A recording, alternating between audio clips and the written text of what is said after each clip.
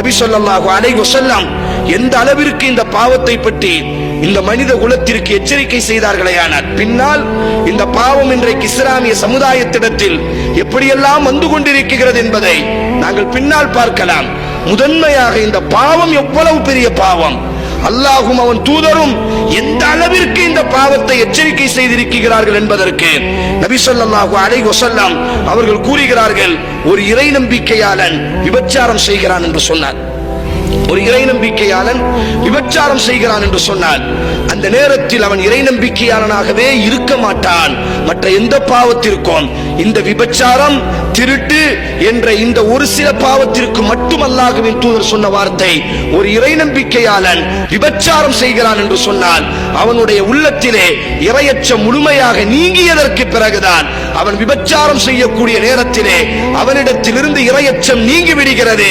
காரணம், இறையச்சம் என்று ஒன்று இருந்தால், இமாம் இப்னு கையிம் ரஹிமஹுல்லாஹ் சொல்வார்கள், பாவத்திலேயே எல்லா பாவத்தையும் கொண்டு வரக்கூடிய ஒரு பாவம் இருக்குமையானால், இந்த ஹதீஸிற்கு இமாம் இப்னு கையிம் விளக்கம் கொடுக்கிறார். ஒரு பாவம் செய்துவிட்டால் எல்லா பாவமும் அதற்கு பிறகு தொடர்ச்சியாக வந்து கொண்டே இருக்கும். அந்த பாவம் தான் அஸ்ஸினா. காரணம், இந்த பாவத்தை ஒருவன் செய்ய துணிந்து விட்டால் முதலாவதாக அவன் அல்லாஹ்வின் மீது உள்ள அந்த பயத்தை இழந்து விடுகிறான். அல்லாஹ் என்னை பார்க்கிறான், அல்லாஹ் என்னோடு இருக்கிறான் என்ற அந்த நம்பிக்கையை அவன் தகர்த்து விடுகிறான். இரண்டாவதாக, அல்லாஹ் ஒரு இறை நம்பிக்கையாளனுக்கு யதார்த்தமாக ஒரு ரோஷத்தை கொடுத்திருக்கிறான். ஒரு இறை நம்பிக்கையாளன் பாவத்தை கண்டால் ரோஷப்படுவான். ஆனால் இந்த இறை நம்பிக்கையாளன் அந்த பாவத்தை செய்கிறான் என்று சொன்னால் அல்லாஹ் கொடுத்திருக்கக்கூடிய அந்த ஈமான் என்ற அந்த ரோஷத்தை இழந்து விடுகிறான். மூன்றாவதாக, இறை நம்பிக்கையை அவன் இழந்து விடுகிறான். காரணம், அல்லாஹ்வின் தூதர் சொன்னார், விபச்சாரம் செய்யக்கூடிய நேரத்திலே அவன் இறை நம்பிக்கையாளனாக இருக்க மாட்டான். இமாம் திர்மிதி பதிவு செய்கிறார்கள், ஒரு ஆண் விபச்சாரம் செய்கிறான் என்று சொன்னால் ஹரஜ மின்ஹுல் ஈமான், அவனுடைய உள்ளத்திலிருந்து ஈமான் பறந்து விடுகிறது, அவனுடைய உள்ளத்தில் ஈமான் இல்லாமல் ஆக்கப்படுகிறது. இமாம் இப்னு கையிம் சொல்கிறார், ஒருவன் விபச்சாரம் செய்கிறானேயானால் முதலாவதாக அல்லாஹ்வுடைய அச்சத்தை அவன் இழக்கிறான். இரண்டாவதாக அல்லாஹ் ஈமானுக்கு ஒரு ரோஷத்தை கொடுத்திருக்கிறான், அந்த ரோஷத்தை அவன் இழக்கிறான். மூன்றாவதாக அல்லாஹ் ஒரு இறை நம்பிக்கையை கல்விலே கொடுத்திருக்கிறான், அந்த இறை நம்பிக்கையை அவன் இழக்கிறான். நான்காவதாக அவன் கோழையாக ஆகிறான். ஐந்தாவதாக அவன் அல்லாஹ்விற்கு துரோகம் செய்கிறான். ஆறாவதாக அவனுடைய குடும்பத்திற்கு அவன் துரோகம் செய்கிறான். ஏழாவதாக மனித குலத்திற்கு முன்னால் அவன் பொய் பேசுகிறான். எட்டாவதாக அவன் முனாஃபிக்காக மாறுகிறான். ஆம், ஒருவன் விபச்சாரம் செய்து விட்டான் என்று சொன்னால் நான் விபச்சாரி என்பதாக சமுதாயத்திடத்தில் அவன் தன்னை வெளிப்படுத்துவானா? இல்லை, நான் செய்யவில்லை என்பதாக அவன் மக்களுக்கு மத்தியிலே நடிக்க ஆரம்பிக்கிறான். ஒருவன் விபச்சாரம் செய்யும் பொழுது எட்டாவதாக அவன் முனாஃபிக்காக மாறிவிடுகிறான். ஒன்பதாவதாக ஒருவன் விபச்சாரம் செய்யும் பொழுது அவன், இமாம் இப்னு கையிம் ரஹிமஹுல்லாஹ் சொல்கிறார், ஒன்பதாவதாக ஒரு ஆணோ ஒரு பெண்ணோ விபச்சாரத்தினுடைய அந்த பாதையில் விழுந்து விடுகிறார்கள் என்று சொன்னால் இஸ்லாம் என்ற இந்த கண்ணியத்தை அவன் தகர்க்க ஆரம்பிக்கிறான். இஸ்லாம் என்ற இந்த உயர்ந்த கண்ணியம், ஒரு இறை நம்பிக்கையாளன் கற்பை பேணக்கூடியவனாக இருப்பான். லா இலாஹ இல்லல்லாஹ் என்ற கலிமாவை முடிந்த இந்த இஸ்லாம் என்ற இந்த உயர்ந்த கொள்கையில் தன்னை இணைத்துக் கொண்டவன் அல்லாஹ்வுடைய மார்க்கத்திற்கு கண்ணியத்தை மட்டுமே பெற்றுக் கொடுப்பவனாக இருப்பான்.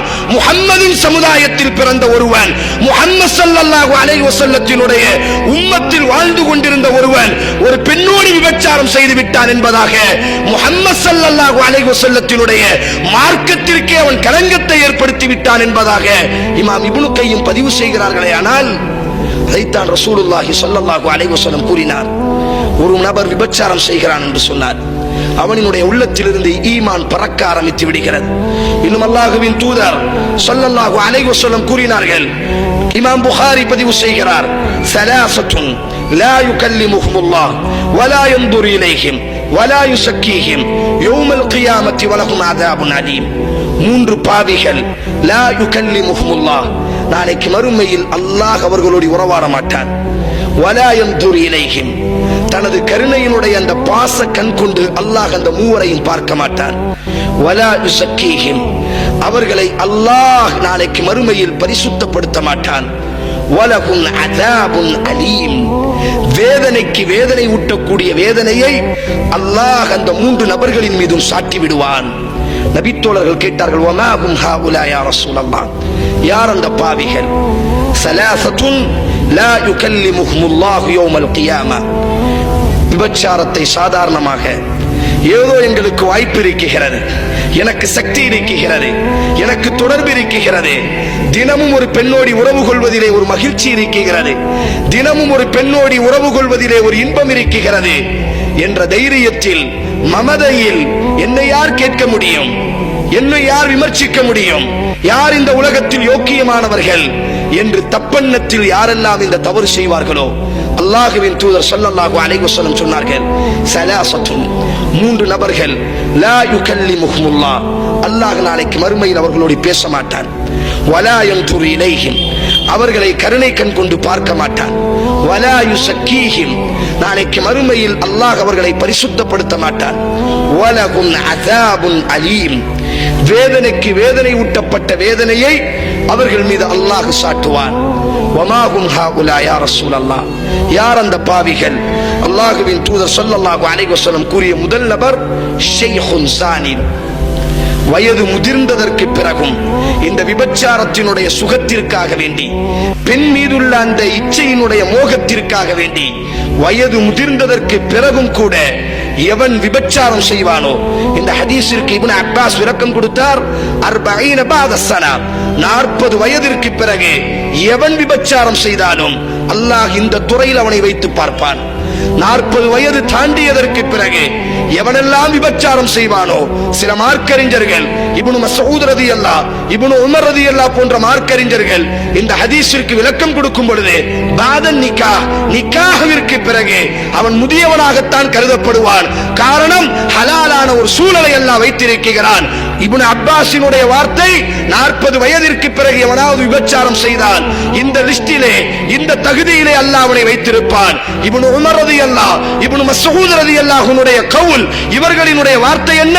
பாதன் நிக்காஹ், நிக்காஹ்விற்கு பிறகு, திருமணத்திற்கு பிறகு எந்த ஆண் விபச்சாரம் செய்வானோ, எந்த பெண் விபச்சாரம் செய்வார்களோ அவர்களைத்தான் அல்லாஹ்வின் தூதர் இந்த இடத்தில் எச்சரிக்கை செய்கிறார்கள் என்பதாக நபித்தோழர்கள் பதிவு செய்கிறார்களேயானால், இதே ரிவாயத்தில் இப்படியும் வருகிறது, லா யுகல்லிமுஹுமுல்லாஹு யௌமல் கியாமா, நாளைக்கு மறுமையில் அல்லாஹ் ஒருவனோடு உறவாட மாட்டான்.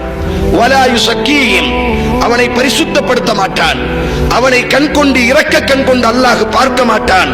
நபித்தோழர்கள் கேட்டார்கள், யார் யா ரசூலல்லாஹ், யார் அந்த பாவிகள்? அல்லாஹ்வின் தூதர் ஸல்லல்லாஹு அலைஹி வஸல்லம் அவர்கள் கூறினார்கள், தனது அண்டை வீட்டு பெண்ணோடி எவனெல்லாம் விபச்சாரம் செய்வானோ நாளைக்கு மறுமையில் இவனையும் அல்லாஹ் ரப்புல் ஆலமீன் இந்த தகுதியில் வைத்திருக்கிறான் என்பதாக அல்லாஹ்வின் தூதர் கூறினார்களேயானால், நாளைக்கு மஹ்ஷர், எங்களுக்கு எல்லாம் தெரியும், சில பாவங்கள், அந்த பாவத்திற்கு அல்லாஹ் பெரும் பகுதி பாவங்களை எல்லாம் நாளைக்கு மறுமையில் அல்லாஹ் விசாரிப்பான். விசாரித்ததற்கு பிறகு யுஅذிபு மன் யஷா வ யக்ஃபிரு லிமன் யஷா, அல்லாஹ் நாடினால் மன்னிப்பான், அல்லாஹ் நாடினால் அவர்களை தண்டிப்பான். இப்படி சில பாவங்களை அல்லாஹ் வைத்திருக்கிறான். நாளைக்கு மறுமையில் அல்லாஹ் அவனுடைய பட்டோலைகளை அல்லாஹ் படிப்பான். அந்த பட்டோலைக்கு சொந்தக்காரனும் படிப்பான். இக்ரா கிதாபக், உனது புத்தகத்தை நீ படித்துப் பார் என்று அல்லாஹ் அவன் நாவிலே அவனுடைய புத்தகத்தை படித்து பார்க்க சொல்வான். அதற்கு பிறகு அவன் தவறு செய்திருந்தால் அந்த தண்டனைக்குண்டான கூலியை அல்லாஹ் கொடுப்பான். சில நேரங்களிலே அல்லாஹ் மிக கருணையாளன், அவனினுடைய தீர்ப்பை இந்த முழு உலகமும் ஏற்றுக்கொள்ள வேண்டும். ஏற்றுக்கொள்வதில்தான் நியாயம் இருக்கிறது, எதிர்த்து பேசுவதனால் எந்த விதமான நியாயமும் இல்லை. சில நபர்களை அல்லாஹ் தனது கருணையை கொண்டு அல்லாஹ் மன்னித்து விடுவான். ஆனால் சில பாவங்கள் இருக்கிறது, இந்த பாவத்திற்கெல்லாம் விசாரணை இரண்டாவது தான். நாளைக்கு மஹ்ஷரில் எழுந்து வரும் பொழுதே அல்லாஹ் ரப்புல் ஆலமீன் அந்த பாவத்திற்குண்டான தண்டனையை கொடுக்க ஆரம்பிப்பான். நாங்கள் எல்லாம் குர்ஆனில் படித்திருக்கிறோம், இன்னல்லதீன யஅகுலூன அம்வாலல் யதாமா துல்மன் இன்னமா யஅகுலூன ஃபீ புதூனிஹிம் நாரா. யார் அனாதைகளினுடைய சொத்துக்களை சாப்பிடுவார்களோ நரகத்தினுடைய நெருப்பை அல்லாஹ் அவர்களுக்கு உணவாக கொடுப்பான்.